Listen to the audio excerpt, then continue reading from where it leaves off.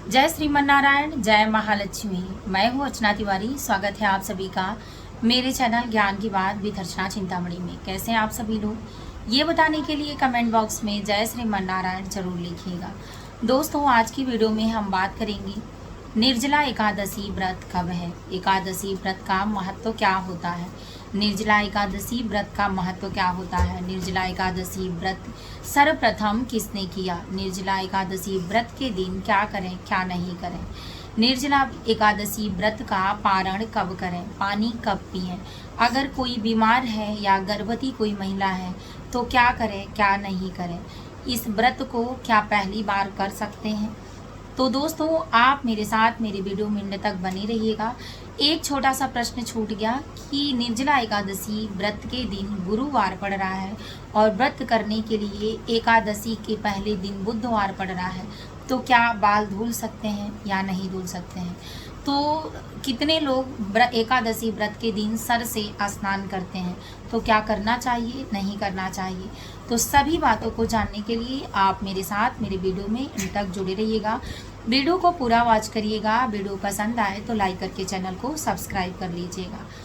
तो सबसे पहले हम जानते हैं, इससे पहले आपको बता दें कि अगर आप मेरे चैनल पर व्रत उपवास से संबंधित, पूजा पाठ से संबंधित, अपने परिवार से, कलह क्लेश से संबंधित, पैसे की आर्थिक तंगी इत्यादि आपके परिवार से संबंधित समस्त प्रकार की वीडियो मेरे चैनल पर उपलब्ध है। अगर आप चेकआउट करके देखेंगे तो शायद उम्मीद है कि आपकी सहायता कुछ हो पाएगी। तो दोस्तों, आप चैनल को सब्सक्राइब करना और लाइक करना वीडियो को बिल्कुल फ्री है, इसका कोई पैसा नहीं लगता है। तो कृपया करके लाइक करके चैनल को सब्सक्राइब जरूर कर लें। चलिए जानते हैं एकादशी व्रत का महत्व क्या होता है। तो दोस्तों, जानते हैं एकादशी व्रत का महत्व क्या होता है। सबसे पहले हर प्रश्न छोटा और सटीक होगा, आपके समझने के अनुसार होगा, तो कृपया करके वीडियो को पूरा वॉच करिएगा।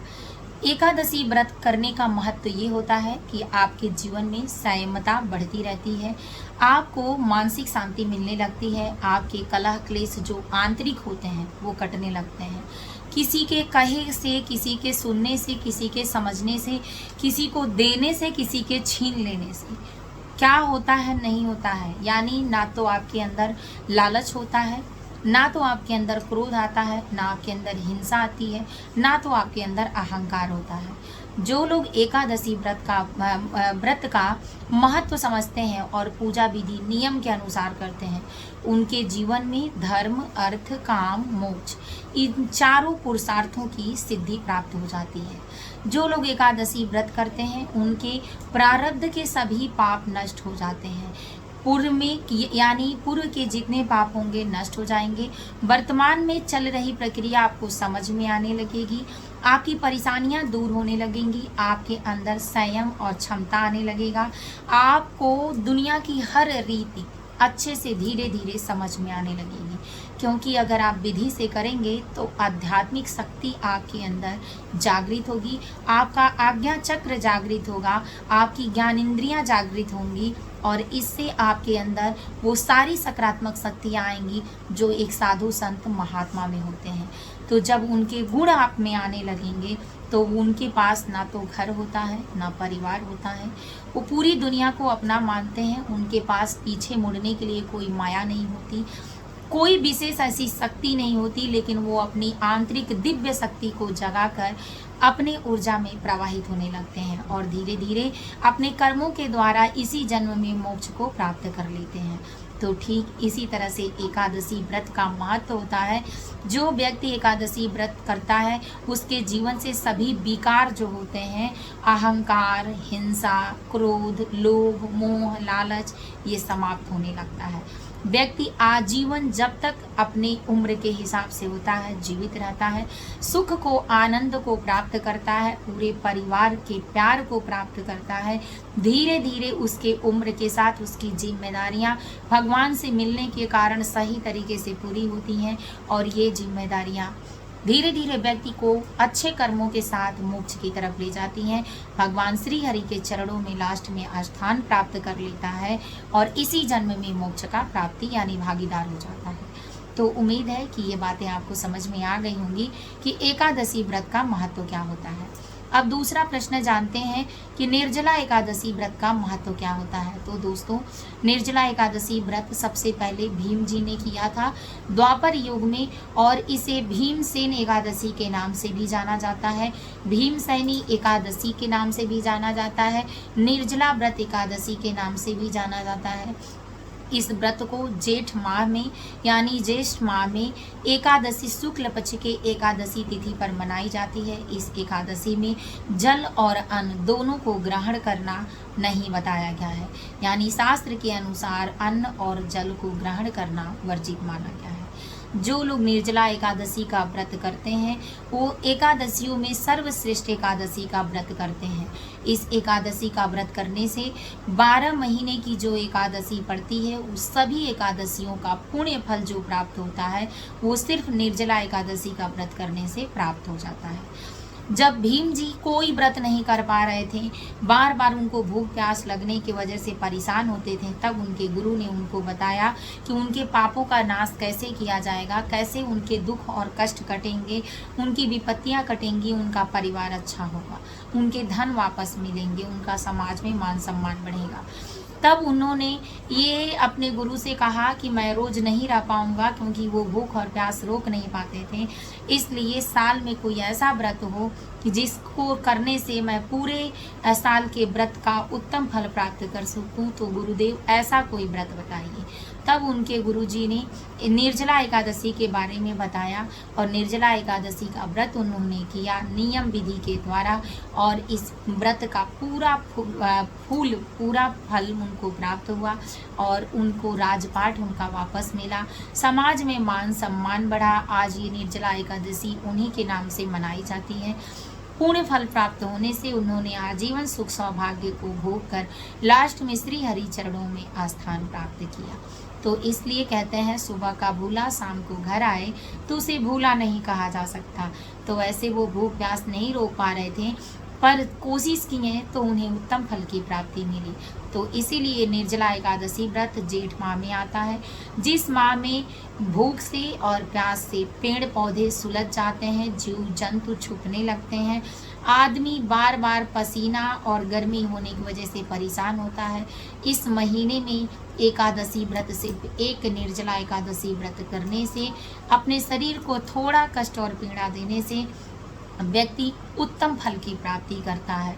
और इससे साइंस के हिसाब से देखा जाए तो आपकी किडनी हमेशा के लिए फिल्टर हो जाती है, आपका लीवर फिल्टर हो जाता है, और एक दिन की वजह से आराम उसको मिलने की वजह से पूरा बॉडी का सर्कुलेशन आपका अच्छा हो जाता है और आपका बॉडी का सारा पार्ट्स अच्छे से फिर काम करने लगता है। तो जिस तरह से मशीन चलाने के लिए आप एक दिन उसको छुट्टी देकर उसके हिस्से पुर्जे अच्छे साफ सफाई कर देते हैं घर रखकर, वैसे ही एक दिन साइंस के हिसाब से बिना अन्न और जल के आप व्रत रहेंगे तो आपके बॉडी पार्ट सभी अच्छे से काम करेंगे और थोड़ा आराम मिलने के कारण आपकी उम्र भी बढ़ सकती है।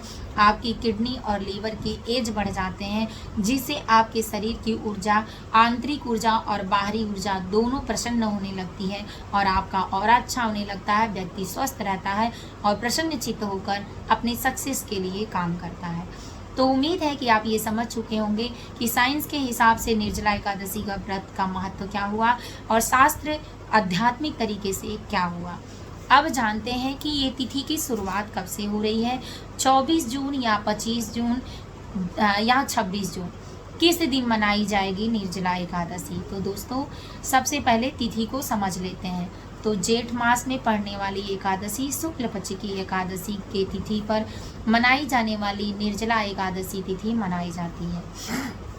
इस दिन तिथि की शुरुआत 24 जून दिन बुधवार 2026 को 2:42 यानी 42 मिनट्स पर शुरू हो रहा है और इसका समापन हो रहा है अगले दिन 25 जून 2026 शाम के समय 4:39 पर।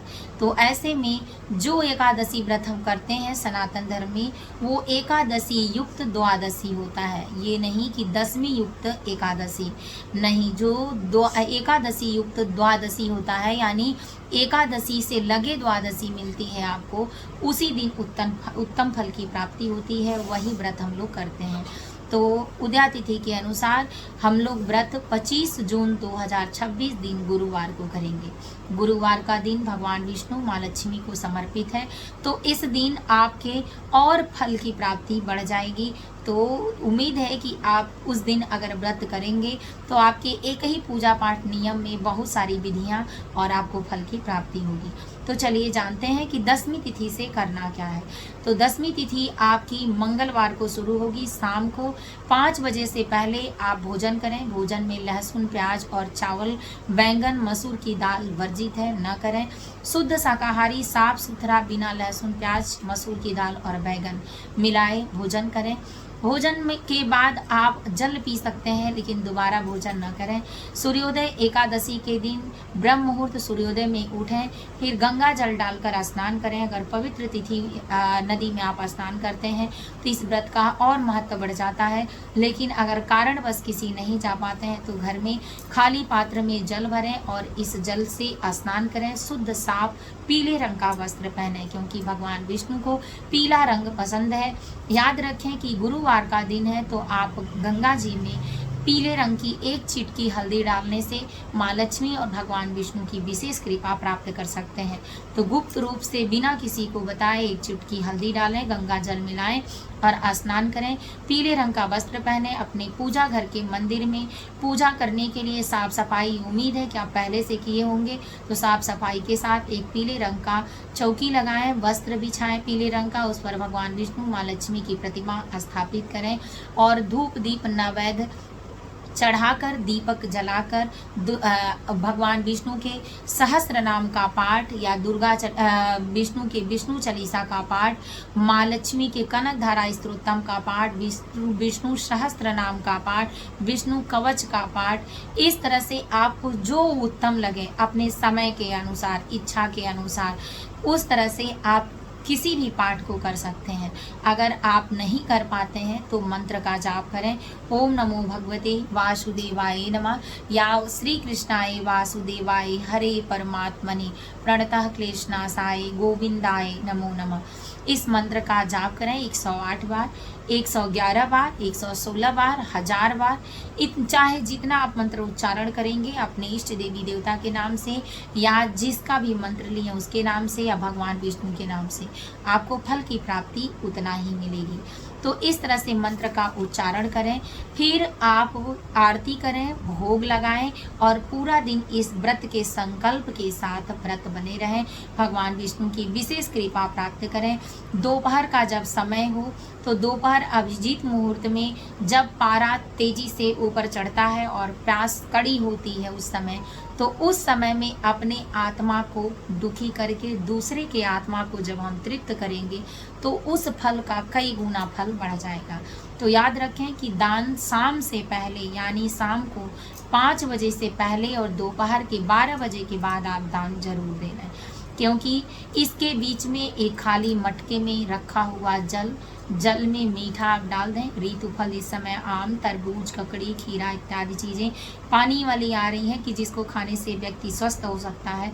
तो ऐसे फल, फ्रूट, मेवा, मिष्ठान, गुड़ जो भी हो आपके पास व्यवस्था के अनुसार, श्रद्धा के अनुसार और भक्ति के अनुसार, किसी ब्राह्मणी महिला को, किसी ब्राह्मण पुरुष को, ब्राह्मण के बच्चे को, या अगर ऐसा कोई नहीं है दान लेने वाला तो अपनी नंद को, अपनी बेटी समान बेटी को, ऐसे लोगों को आप दान दे सकते हैं।